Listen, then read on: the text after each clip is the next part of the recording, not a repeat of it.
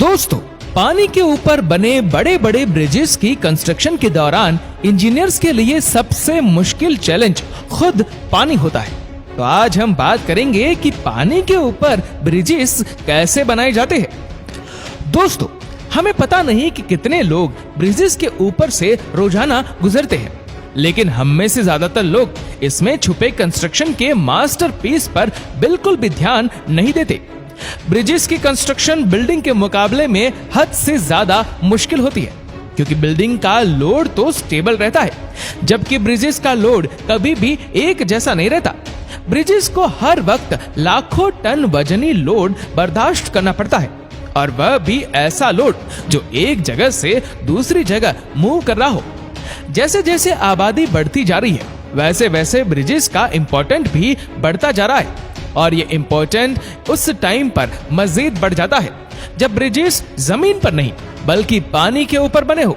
जी हाँ, जहाँ जमीन पर ब्रिजेस की कंस्ट्रक्शन में वर्कर्स को मुश्किल तरीन चैलेंजेस का सामना करना पड़ता है, वहीं पानी पर ब्रिजेस की कंस्ट्रक्शन में 10 गुना ज्यादा चैलेंजेस आते हैं।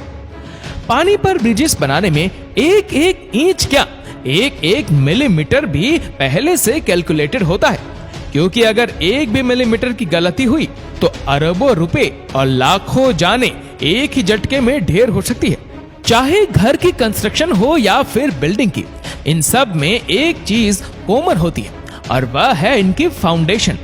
जैसे फाउंडेशन के बगैर कोई भी स्ट्रक्चर नहीं बन सकता, वैसे ही फाउंडेशन के बगैर ब्रिजेस की कंस्ट्रक्शन भी मुमकिन नहीं है।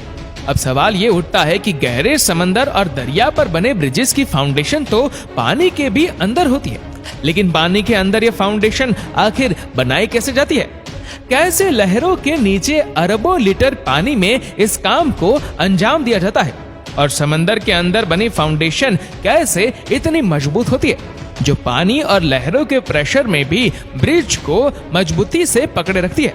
ये सब आप जान सकेंगे आज की इस वीडियो में।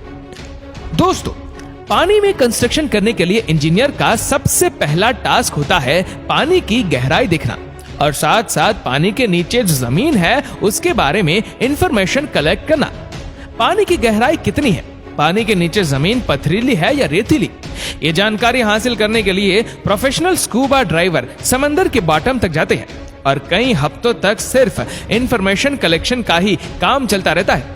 अगर पानी कम होगा तो फाउंडेशन के कंस्ट्रक्शन में भी आसानी होगी, लेकिन अगर पानी गहरा निकला तो वर्कर्स की जान को खतरा भी होगा। साथ साथ कंस्ट्रक्शन कॉस्ट और मेहनत दोनों 10 गुना ज्यादा बढ़ जाएंगी। इंफॉर्मेशन कलेक्शन के बाद जो फेज आता है वह सबसे ज्यादा इंपॉर्टेंट होता है, कि आखिर अब स्ट्रक्चर बनाने के लिए पानी को इस जगह से कैसे हटाया जाए। जी हाँ, चाहे पानी कितना भी गहरा क्यों ना हो, जिस जगह फाउंडेशन बनानी होती है उस जगह से पानी हटाना पड़ता है, लेकिन इतना गहरा पानी आखिर हटाया कैसे जाए? इंजीनियर ने इसके भी 3 मेथड्स निकाल रखे हैं। सबसे पहला और सबसे पुराना मेथड कॉफर डैम कहलाता है, यानी जिस जगह कंस्ट्रक्शन होनी होती है उस जगह पर चारों तरफ इतनी मिट्टी डाली जाती है कि वह पानी के लेवल से भी ऊपर हो जाए। जब चारों साइड ब्लॉक हो जाती है तो बीच से पानी निकालकर उसको खुश्क कर लिया जाता है, जहां कंस्ट्रक्शन का काम अब आराम से किया जा सकता है। लेकिन ये इतना आसान भी नहीं होता। अक्सर ऐसा भी होता है कि साइड पर डाली गई मिट्टी नरम हो जाती है और पानी का प्रेशर डैम की वॉल को तोड़कर कंस्ट्रक्शन साइट में दाखिल हो जाता है, जिसकी वजह से वर्कर की जान को भी खतरा रहता है। इस मसले से निपटने के लिए कॉफर डैम मिट्टी से नहीं बल्कि लोहे की सीट से बनाया जाता है, यानी लोहे की सीट एक एक करके मशीन की मदद से पानी में डाली जाती है, जो एक मजबूत दीवार बन जाती है। कंस्ट्रक्शन का काम खत्म होने पर नॉर्मली कॉफर डैम को हटा दिया जाता है। फाउंडेशन बनाने का दूसरा मेथड कैसोन्स कहलाता है। इस तरीके में फाउंडेशन पहले जमीन पर बनाई जाती है और फिर उसको किसी शिप की मदद से उस जगह पहुंचाया जाता है जहां उसको इंस्टॉल होना होता है। अब चैलेंज होता है इसको पानी के अंदर डालने का, क्योंकि यह फाउंडेशन एक बॉक्स जैसी होती है जो नीचे से बंद और ऊपर से खुली होती है। अगर इसको ऐसे ही पानी में डाला गया तो ये पानी के ऊपर ही तैरती रहेगी, जैसा कि ये गिलास पानी में तैरता आप देख सकते हैं।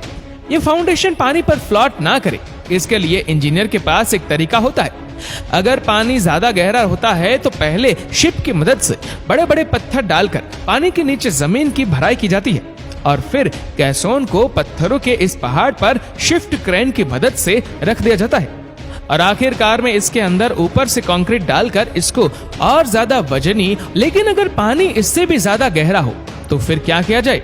इसके लिए फाउंडेशन बनाने का तीसरा मेथड इस्तेमाल किया जाता है जिसको बैटर्ड पाइल्स भी कहा जाता है। इस मेथड में लोहे के बड़े बड़े पाइप्स को शिप की मदद से कंस्ट्रक्शन साइट पर पहले ट्रांसपोर्ट किया जाता है। प्लान ये होता है कि पहले इन पाइप्स को पानी के नीचे जमीन में धंसाया जाए, लेकिन धंसाने का काम आखिर मुमकिन कैसे होगा? ये पाइप इतने हल्के तो होते नहीं कि इनको इतनी आराम से जमीन के अंदर धंसाया जा सके। आखिरकार एक एक पाइप हजारों टन वजनी होता है। इसके लिए स्पेशल किस्म के बड़े बड़े हैमर्स शिप पर इंस्टॉल करके एक कंस्ट्रक्शन साइट से मंगाए जाते हैं, जो इन पाइप को लगातार ठोक ठोक कर जमीन में इतना ज्यादा धंसा देते हैं कि अब बड़ी बड़ी लहरें हो या समंदरी तूफान इन पाइप को 1 मिलीमीटर भी इधर से उधर नहीं कर सकते।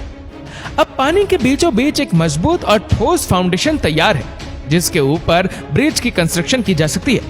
लेकिन यह सब इतना आसान भी नहीं होता जितना आसान ये कहने और सुनने में लगता है। इस सारे प्रोसेस में सालों की मेहनत और कई जानें भी गंवाई जाती है। तो आइए अब देखते हैं जमीन और पानी पर बनाए गए दुनिया के 5 सबसे लंबे और बड़े ब्रिजेस। नंबर 5, 2008 में कंप्लीट होने वाला वाइन वाई ग्रांड ब्रिज चाइना में मौजूद है जो 80 किलोमीटर लंबा है। नंबर 4, दुनिया का चौथा लंबा ब्रिज भी चाइना में ही मौजूद है जो कैंज ग्रैंड ब्रिज कहलाता है और यह ब्रिज 106 किलोमीटर लंबा है। नंबर 3, सिर्फ 4 सालों में कंप्लीट होने वाला यह ब्रिज भी चाइना में मौजूद है जो टियानजिन ग्रैंड ब्रिज के नाम से जाना जाता है। यह ब्रिज 140 किलोमीटर लंबा है। नंबर 2, दुनिया का दूसरा लंबा ब्रिज 157 किलोमीटर लंबा है जो ताइवान में मौजूद जैगवा वाइडक्ट के नाम से मशहूर है। और नंबर 1, दुनिया का सबसे लंबा तरीन ब्रिज चाइना में मौजूद है जो सिर्फ 5 सालों में तैयार कर लिया गया है, जो हैरत अंगेज तौर पर 165 किलोमीटर लंबा है। इस ब्रिज को बनाने में 10,000 वर्कर एक ही वक्त में काम करते थे और इस पर टोटल 640 अरब रुपयों का खर्चा हुआ। दोस्तों, उम्मीद है इस वीडियो से मिलने वाली जानकारी आप सिर्फ अपने आप तक ही नहीं रखेंगे। अगर वीडियो अच्छी लगी है तो इसको भर भर के लाइक करें और दोस्तों के साथ भी शेयर करें। और दोस्तों, ऐसी ही और भी रोचक जानकारियों के लिए सब्सक्राइब करें हमारे YouTube चैनल को और Facebook पर फॉलो करें हमारे पेज को। धन्यवाद।